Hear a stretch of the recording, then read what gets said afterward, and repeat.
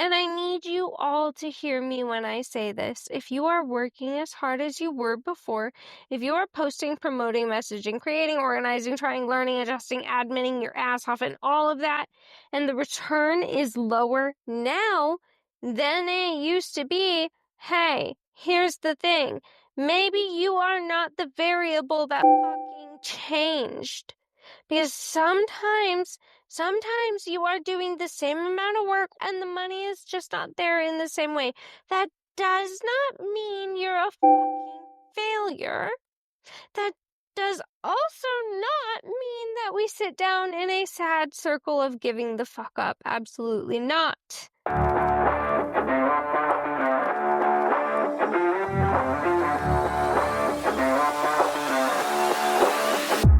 Well, howdy, and hey, y'all. Welcome on back to Creators Spicy Tea. This is the podcast where we do things like sit, dish, and spill that tea all about adult content creation. And today, we need to have a little chat. And I know that most of y'all who know me or have been around in the Creator Spicy Tea community for more than 12 seconds, y'all know that when I say we need to have a chat, usually that means someone is in some deep freaking doo-doo. And unfortunately, it's starting to look more and more like that's kind of all of us adult content creators, or at least a lot of us. And I want to preface this by saying if this high heel does not fit you, I am so happy to hear that for you. I mean that. I hope your business is booming. I hope your inbox is full. I hope your clients are throwing money at your feet and worshiping your presence as they should. Thank you very much. But for a lot of creators right now, business is slow. And by slow, I mean snail's pace, tumbleweed rolling through the desert of the inbox, and kind of building that anxiety. And I want to talk about that today and sit down and kind of get a little real about the state of stuff. And then after that, we can sit and talk about some tips and tricks and methods to boost business when times are slow. So if that's a conversation you want to have together today, sit on down, get cozy, go work out, do whatever you need to do, clean your house, edit some videos, schedule some content, and let's chat. And now, the place that I do want to start is with mental health. So I keep seeing the same thing everywhere in creator communities, private groups, forums, chats, literally all over the place. Is it slow for anyone else? Is it just me? What am I doing wrong? Why is no one buying? Why does it feel like last year I could sniffle and make money, and this year I'm doing even more work and making no goddamn money? Okay, so to preface, the reason we are having this episode, this topic for a podcast episode, is because I had a creator come to me and say, I'm failing. I'm not working hard enough. I'm not doing good enough. I am failing. And when I asked them, are you not working as hard as you normally do? Are you not pushing as hard as you normally do? They said, well, I am. On top of that, I'm working harder. Okay, here's the thing. I get that vibe. I get that when you are squeezing and squeezing and squeezing for a penny and you're getting nothing in return. Here's the deal. You can only squeeze a pumice stone so hard, you're still never going to get orange juice out of it. It is not just you. You are not the only one sitting there feeling like your business is got put in fucking timeout without warning. You are not the only one questioning your strategy, or maybe your content, or your prices, or your value, or your whole fucking existence because your sales got really fucking weird. Okay?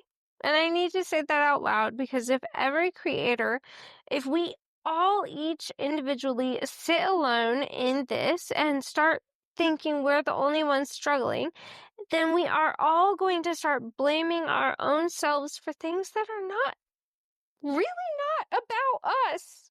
None of this our fault. Like, literally none of it. And that's where this conversation needs to start. If you're here, you are likely an adult content creator or an adult in some format. And we all know that within that business, the fluctuations and shifts are crazy. There are slowdowns. Things get weird. Things get scary.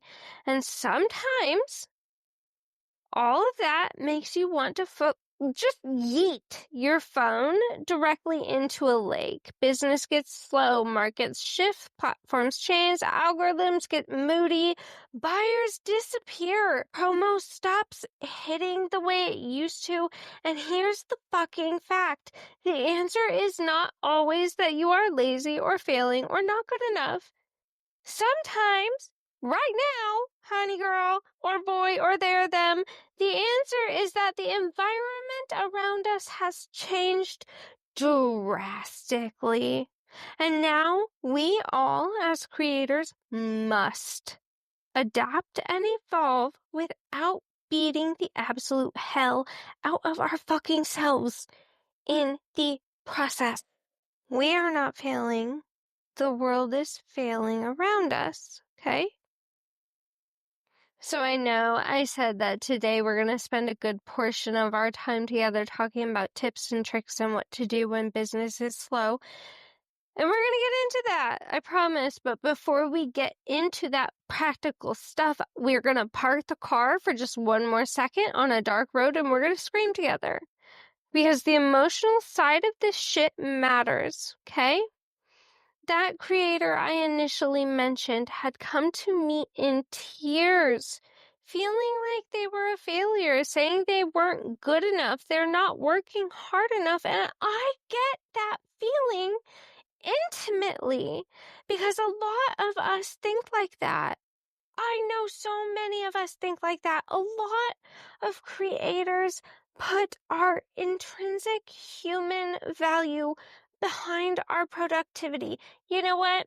We're going to rewind that. A lot of human fucking beings do that, okay? If something goes wrong, our first instinct is not usually, what variables around me changed? No, our first instinct is usually cool. Allow me to body slam my own spiritual self into the floor because clearly I am the fucking problem. And I need you all to hear me when I say this. If you are working as hard as you were before, if you are posting, promoting, messaging, creating, organizing, trying, learning, adjusting, adminning your ass off, and all of that, and the return is lower now than it used to be, hey, here's the thing.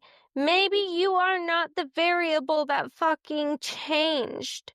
Because sometimes you are doing the same amount of work and the money is just not there in the same way. That does not mean you're a fucking failure. That does also not mean that we sit down in a sad circle of giving the fuck up. Absolutely not. Over on the Creators Spicy Tea Patreon, I put out a unscripted 10-minute heartfelt video when this was kind of just starting, where I just kind of expressed how I was feeling around all this. And I will pull a pretty close direct quote. Here's the thing. We're not giving up. Us hoes, we've been here since the dawn of fucking time. And hoes is with an H-E-A-U-X, motherfucker. Because we fancy as fuck. We've been here since the dawn of fucking time. And we are not going to be taken down. And we are not going to be knocked out by slow times. Let the final nukes drop. We will come back as hoe cockroaches. Try me. I'll do it. Personally. However, that does not mean that the answer is only work harder. At some point, working harder at the exact same thing that is no longer working. It's just exhausting yourself with extra steps thrown in. So the question then, if we step away and we tell the demon in our brain that's screaming, oh, your business is low, you're a failure. Once we turn that bitch off, we can get to the real root of the problem and we can start strategizing. So let's start talking strategy. What can we actually do? And the answer is not normally one single thing. There is not one magic platform, one magic message, one magic fix for any of this shit. Unfortunately, wouldn't that be nice? The answer usually is a modge podge of small, intentional, strategic actions that help you drum up business, reconnect with people who already know you, expand where people can find you, and make your content and time work harder without you just turning yourself into a burnt out little content goblin charcoal piece in the bottom of the fire pit, honey girl. Let's go through it. The first place I would start, and the place I almost always start when things get slow, is my current and past clients, right? We already know current clients are valuable. This isn't new info for anyone. We already know we want to try and maintain our client base. These are people who've already invested in you. They know you. They've crossed the first couple barriers of trust levels, right? So you can almost rely on them to come back. They have already made the choice that they like you. They like your content. They like what you produce, your vibe, your conversation, your work, whatever it is that keeps them coming back. So yes, your first step should be reaching out to current clients. This can absolutely help increase sales because you're not trying to just sit there and cold call a new person, right? You are already engaged in a connection and a relationship with this client. So you are really just reconnecting with someone who's already ready and primed to buy from you. But current clients, I know for myself personally, my active client list is usually quite finite. I have a expansive client list with a something around 60-something% return client rate. However, the active clients that I can rely on buying, whether it's weekly or monthly, is very small. So the thing we cannot forget about is past clients. We focus so heavily on who is active right now, who is buying right now, who is responding right now. But past clients can be incredibly valuable too, especially your past or your previous repeat buyers. So these are the people who bought from you multiple times before. They have already shown that same pattern. They have shown that willingness to spend with you more than once. Maybe life got busy. Maybe they drifted out of the industry. Maybe your chat got buried. Maybe they had a bad, there's so many things that could have happened, but that does not automatically mean they are gone forever. Sometimes they just need a natural reason to remember you exist. You guys, let me tell you a primo example of this shit. Okay? I am on client number 780 something in my client books since 2023. Client number 3 reached out to me 2 fucking days ago, and I haven't heard from them in 2 years. Just because a client hasn't bought in a long time does not mean they are done buying. They might just need a reminder of you. And so this is where we have to be a little bit sneaky, and I'm not talking in some like nasty manipulative way, I guess. I'm talking sales. Good fucking salesmanship with the use of sales psychology, and social awareness can be helpful when sprinkled on top. And that does not look like busting into someone's DMs like the Kool-Aid man, right? Screaming, "Ayo, what you up to? Do you want to buy from me?" Right? Because that's pushy, that's awkward, and it's never effective. We cannot lead with a push for a sale when we reach out to past clients. We cannot make that first message feel like, "Hi, you're my ATM, here to make a withdrawal," right? It's just not cute. The goal is to open a line of communication in a way that feels fucking human, right? Because people are always more likely to respond to humans than they are to respond to advertisements. So one method that has worked really well for me is going back through previous chats and finding something that they said, like some topic, some comment, some little detail that I can naturally bring up. Something I could say I thought about randomly, or something I was reminded of. Maybe there was like a conversation thread that makes sense to reopen, something like that, right? The point is to make it specific enough that it makes your client feel like, "Oh, holy fuck, this person actually remembers me." And that matters so much in this industry where so many people are blasting the same copy and paste promo message to everyone with a pulse, right? So remembering the finite details in an opening conversation with a past client makes you stand out. So instead of leading with something like, "Hey, yo, what's up? I'm running a sale today," or, "Hey, yo, what's up? You buy them?" Maybe instead open with something that feels connected to a past conversation. Once you've opened that, it can last forever. You do not need to spend 45 minutes in unpaid emotional labor, right? This is a polite conversation for a few back and forth messages, okay? You don't need to be writing novels or providing a GFE. If halfway through this conversation you realize, "Oof, this is definitely not going to lead to anything," politely disengage, right? My number one trick for turning the conversation towards a sale is, "Well, what are you up to?" Usually I'll get things like, "Oh, I'm at work." "Okay, I can't get a sale right now." That's fine.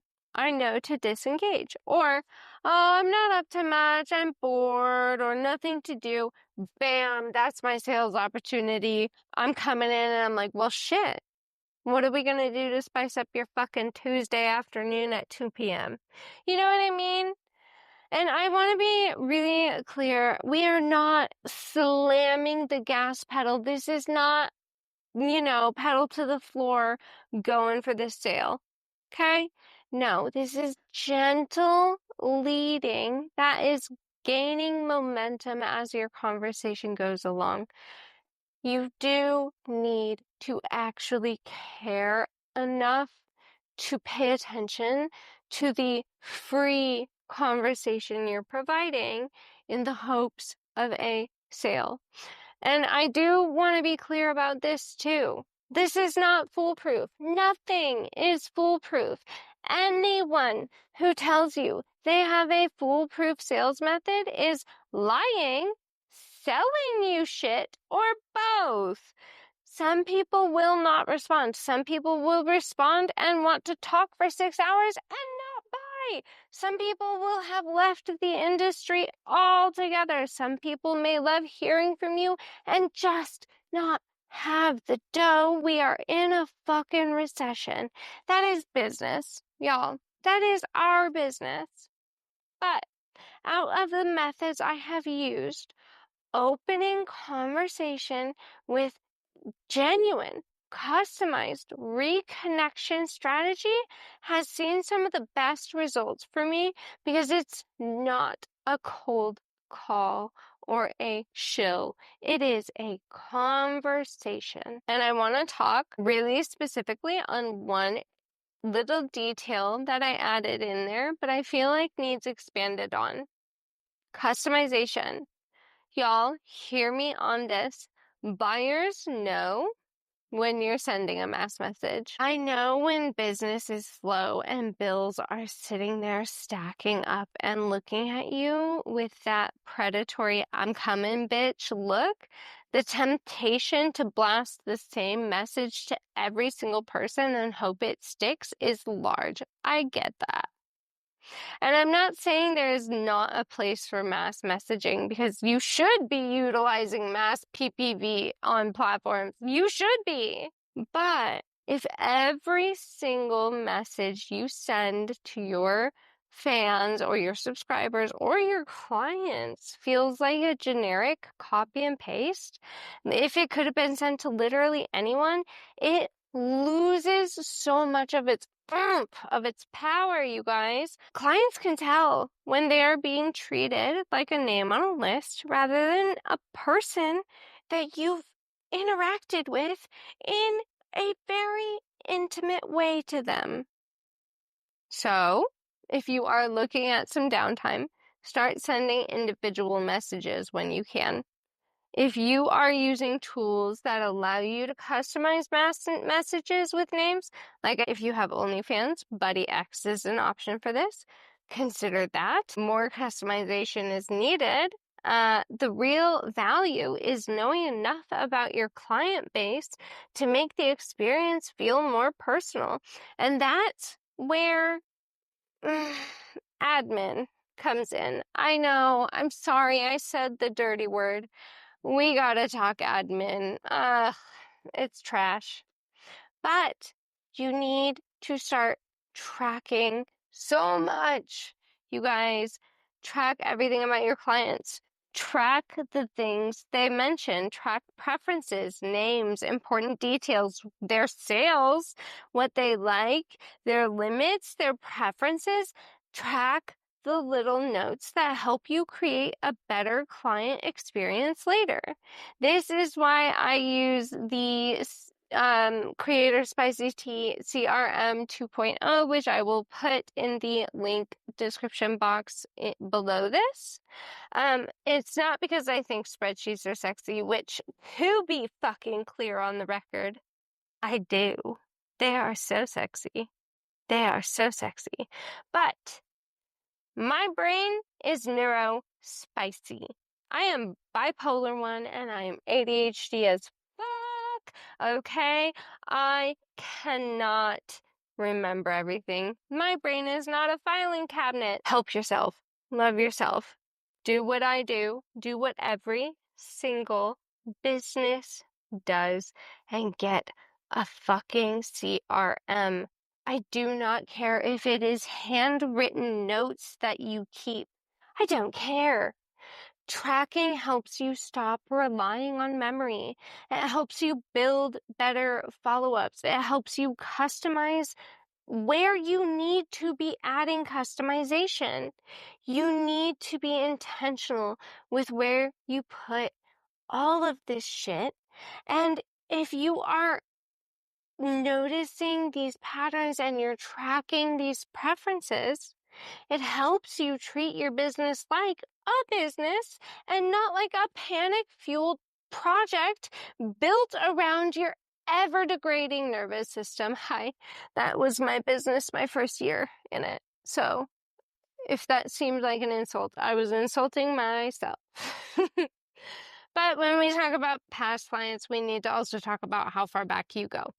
Because yes, past clients are incredibly valuable. You should be reaching out to them, but it does not mean that every single person who's ever purchased from you in the history of time is going to purchase from you again. So don't waste your energy. Don't waste your time. For me, I will reach out to past buyers from around 4 months back. I'll heavily focus on repeat buyers up to 4 months back.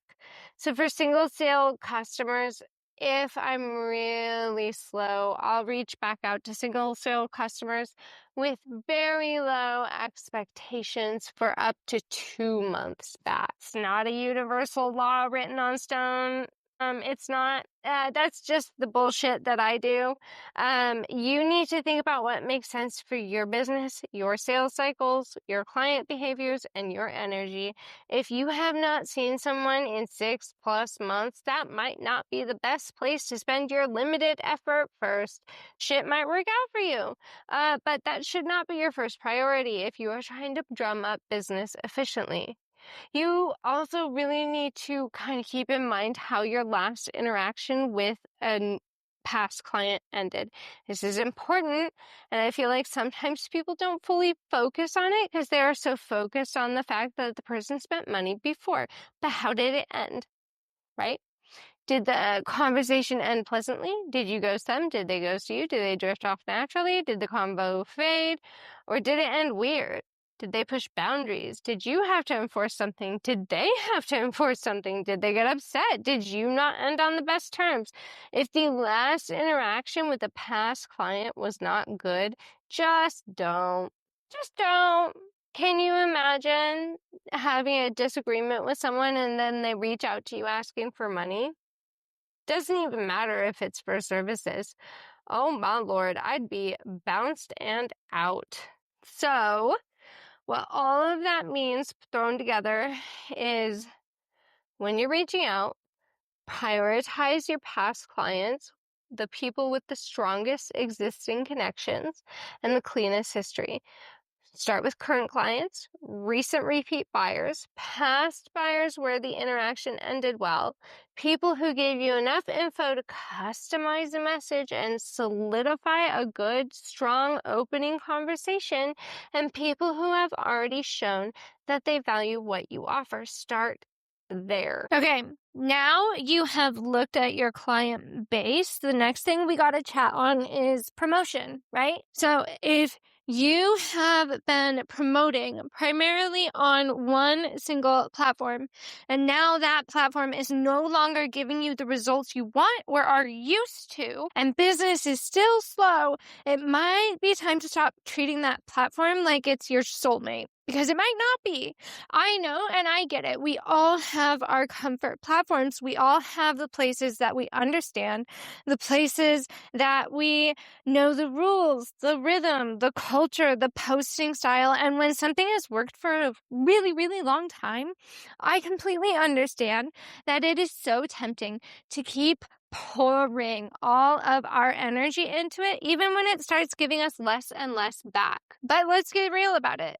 Platforms change, algorithms change, shadow bans happen, reach drops, communities shift, right? So what worked 6 months ago, 3 months ago, a year ago might not hit the same way today. And that does not mean you have to say fuck that platform and abandon it completely. No, we're not saying light shit on fire and run away dramatically into the night. Although, y'all, I don't know about you, but that sounds really fucking good right now. But don't give it up entirely. But if one platform stops working for you, we have to start making efforts elsewhere too. We can't only focus on one place because we know it. The more platforms we are promoting on, the more eyes can see us. That's the real simple version. The deeper version is that dependence on one platform, whether it's for promotion or payment or hosting your content, that's risky as fuck. When all of your visibility, all of your leads, all of your sales, or all of your audience growth is coming from one place, that place holds power over you, over your income. Right? And in this, let's get so real, this industry is so unstable enough. We don't need to hand one platform the keys to our entire fucking business and rent payment and then act scared or shocked when it drives us all into a ditch. So ask ourselves now, where are we promoting? Is it one platform? Is it two? Are they working? Are we still there because it performs, or are we still there because it's familiar? That question sucks. As a Reddit girly for promo and sales and everything else. Yeah, that fucking sucks. But we have to ask ourselves that question. Sometimes we keep doing what we have always done because it used to work. And there is grief and almost like loss in admitting that it's not working anymore. And I know that sounds dramatic, but bear with me. There is a weird little business heartbreak that happens when a strategy that you spent who knows how long developing and made you who knows how much revenue just starts drying up. You want it to come back. You want it to be like it was. And you want to believe that if I just keep pushing, it'll come back, right? Sometimes it might. Sometimes things fluctuate and come back around. But while you're waiting for that, you still need to protect your ass, right? And that means exploring new promotional platforms. That means testing new places. That means getting in front of new eyes. All right. If you're tired and you are annoyed and you would rather eat glass than figure out another platform's culture, ask yourself, is that worse than potentially losing everything built to this point? Because one platform throws a fit. And this kind of note specifically goes out to new creators. If you are on one platform for income, you're missing the markets that exist on every other platform. So if you're on OnlyFans, for example, you're missing buyers who prefer Fansly. You're missing people who are not looking on OnlyFans. You're missing markets that could have been a bit better for you. That does not mean every single platform out there is going to be better than OnlyFans, right? But it does mean that you have to kind of get out there. Diversification is survival in this industry. We all know the eggs and the basket rule, right? Don't put all your eggs in one basket. Cute little phrase, very annoying when you realize it applies to literally everything. It applies to income streams. It applies to promotion. It applies to where your audience finds you. It applies to where your content lives. Y'all, oh my God, interjecting this podcast for a fucking story time. So yesterday, I went to offload a ton of content that was on my SD card in my tablet, and I went to move it to a hard drive. Okay, that hard drive has like hundreds and hundreds and hundreds of gigabytes of data of content of mine from the last 4 years. So I went to plug this hard drive, this external drive, into my tablet, and it started clicking. What? That shit ain't supposed to fucking make sounds. So in that moment, I had thought I had lost 4 years worth of my fucking content because I don't have that shit stored elsewhere. So learn from me. I was very lucky in that moment. Diversify your content storage as well. But this diversification applies to everything. It applies to how prepared you are if shit goes down, stops working, or gets weird. So if you're a direct seller, finding new markets might look like finding new subreddits, trying Twitter, trying new Discord servers, Blue Sky, whatever, trying to find where more potential buyers are. The exact platform you land on, whether you are direct sales or platform-based, is not the point. The point is that if one place is slowing down, breaks, bans you, buries you, or just stops producing the same results, you just can't stay standing in that one spot. And this is why I've been diversifying my own income.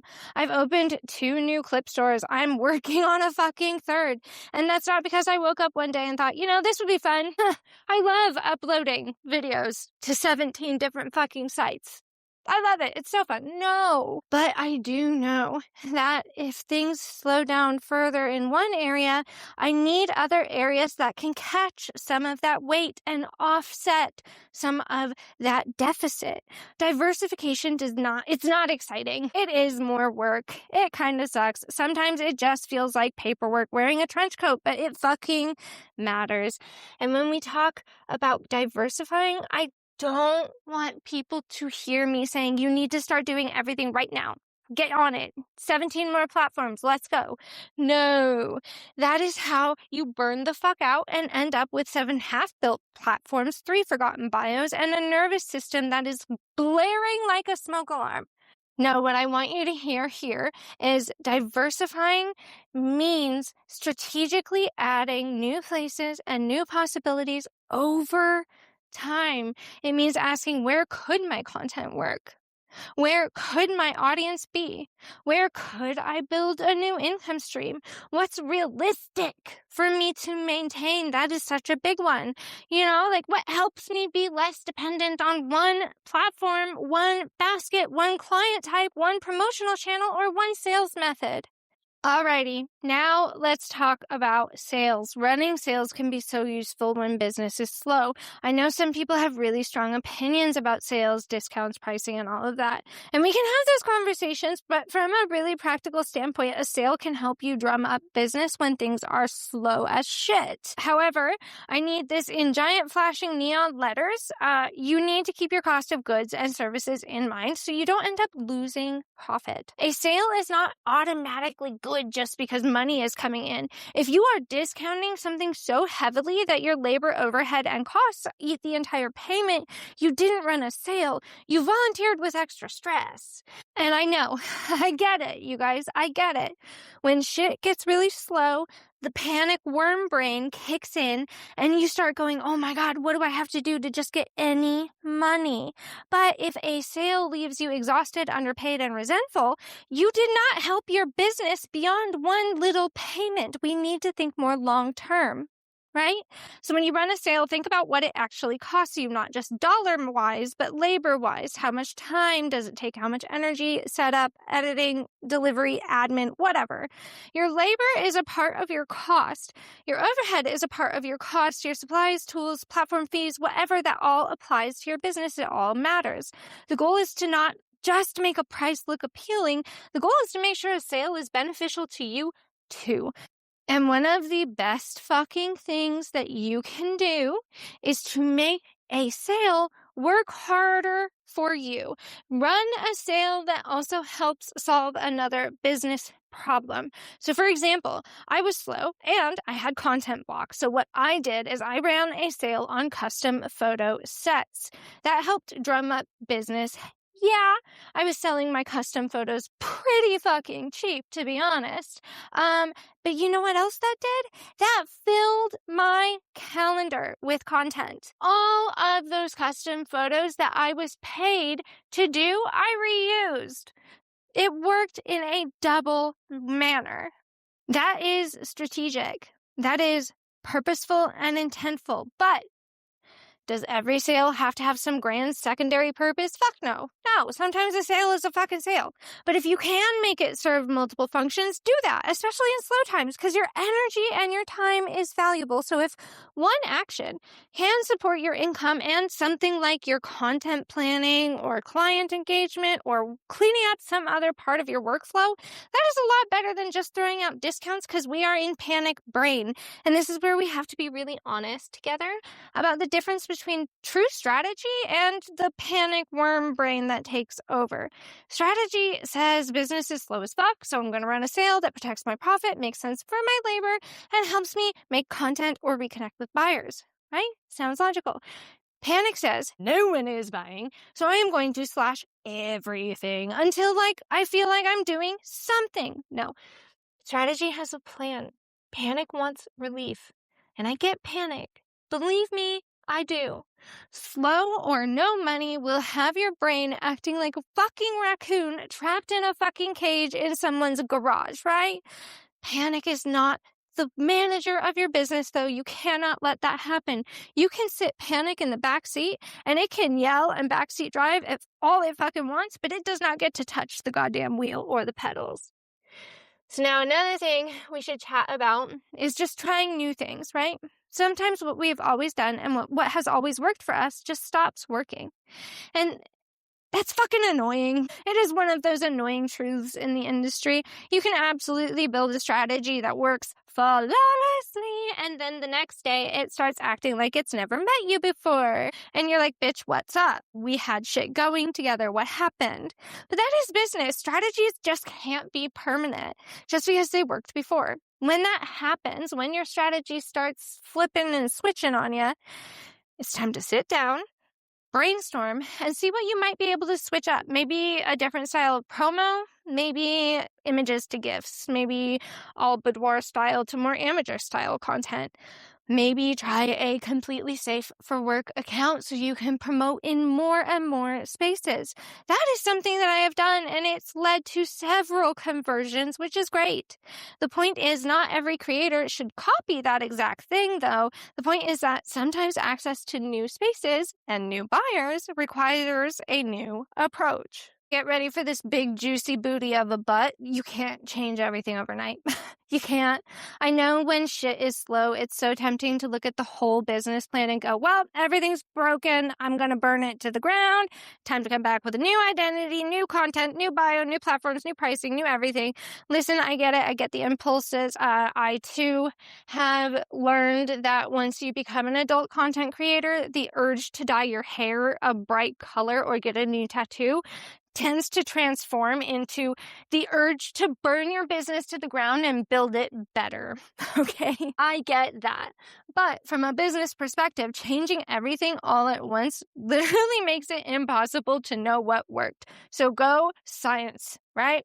Fuck yeah, science. Treat this like a scientific experience. And I know it sounds very formal for the business we are in, right? Stay with me. In your experiment of changing your business, you want to change one single variable at a time. That way, you can pay attention to observing it. Pay attention to the responses you get to the change, the conversions, how hard it is to maintain. So a strategy that technically works, but makes you fucking miserable is not sustainable. And a strategy that feels fucking amazing, but does not convert needs adjusting. You need info, you need data, and you can't get that when you change every variable at once. It's so important that we know how to make changes without panicking, that we learn how to observe our businesses instead of emotionally becoming our businesses. Because when we are the business and business is slow, it feels like we are the failure. But when you step back and you look at the full business more as a system, you can start asking the real questions. What changed? Where are my leads currently coming from? Where have they slowed down? Are clients still responding? Which clients are responding? Which platforms are still giving me views? Right? All of those questions are all so much fucking better than why do I suck? Because that question is disrespectful and not applicable to this situation. Okay, we're going to have just a chat. Mental health chat again. I need us to stop confusing slow business with personal failure. Hi, when I say I need us, I'm a part of us. I know that is so much easier said than done in this industry because the business is so fucking personal. It's our image, our personality, content, conversations, creativity, us. It is us. So when sales slow down, it can feel like a rejection of us. It can feel like people stopped choosing us and our value dropped, but slow sales, fuck that, do not automatically mean our value has fucking changed. Oftentimes, it means the market is fucking weird, or the platform got weird, or it could just mean our promo needs adjusted, that buyers are spending differently. Sometimes it just means we need to reach out to old clients, test new markets, or run smarter offers. Not one fucking bit of that reflects on you as a person. I need you to give yourself so much more fucking grace than you normally would. And I know that is so hard because a lot of creators are not exactly known for being gentle with themselves. Many of us built our businesses through pressure. We learned to push. We learned to figure it out and make something happen because nobody fucking else was going to make it happen for us. And that has made us incredibly adept and incredible, period. We are able to move fucking mountains. We are so capable. But it also has made us so cruel to ourselves. Because when things slow down, we don't rest. We don't reassess. We immediately pick up the whip and start asking why we are not being productive enough. And no, we're not doing that today. The answer is not to push and push and push to the point where you are punishing yourself. The answer is to fight for yourself. That is different. Punishing yourself sounds like I'm failing, I'm lazy, I'm not doing enough, I should do better. But fighting for yourself sounds like, okay, this is fucking hard, so what can I actually do? Where can I be strategic? What can I test? Who can I reconnect with? Where can I diversify? That's the fucking vibe we're going for.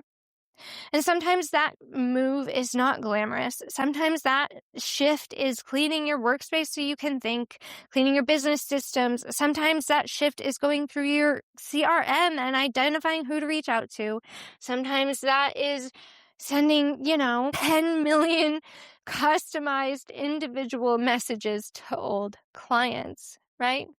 The move, what I can tell you, is not changing everything at once because your nervous system is trying to make business decisions from a place of fear, and that matters. Not every urge to act is strategic. Sometimes the brain just wants to act. That is an evolutionary response. When business is slow, doing something feels better than doing nothing. But in business, doing the wrong thing or too many things at once can create way more chaos. So yes, act. Listen to your animal brain and what it wants, but do it with intention.